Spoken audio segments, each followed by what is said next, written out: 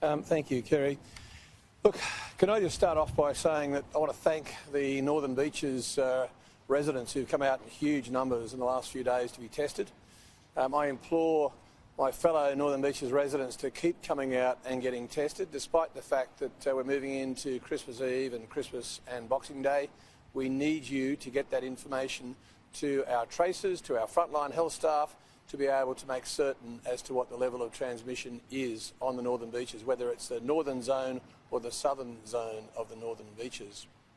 Can I also say more broadly, clearly the opportunity for visitors, albeit very limited, in the northern area and the southern area of the Northern Beaches, does clearly increase some risks. So I would say that while we are trying to strike the balance between the population health risk and individuals, it does come down to the individuals in the end to make their own decisions on whether they're going to have people come into their homes, particularly in those two areas.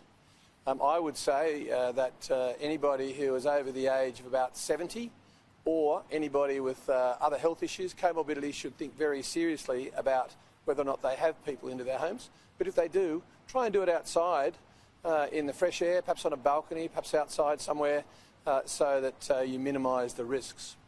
I also want to add on the QR codes, I made some comments a few days ago about some of the stupidity that we're seeing with people using dopey names like Donald Duck and Mickey Mouse.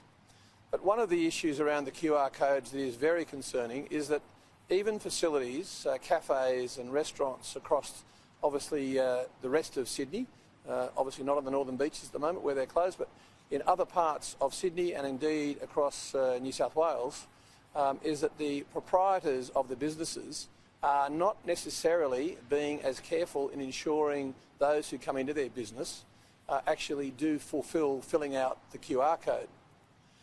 Before somebody in a coffee shop serves a coffee, it should be the QR code they're checking. They need to remind people who are visiting their restaurant or their cafe that you need to fill out the QR code. There's a certain flippancy in the way some businesses deal with this. Putting a sticker on the table and expecting people to remember that is just not on in the middle of a pandemic. So as Health Minister, I'm saying to those businesses, we want to support you, but you have to support us and the tracers, the health tracers, by ensuring that when you have a visitor to your cafe or your restaurant or anybody else that's got a QR code, make sure they are filled out. It's useless to have them sitting there unless you get the necessary information.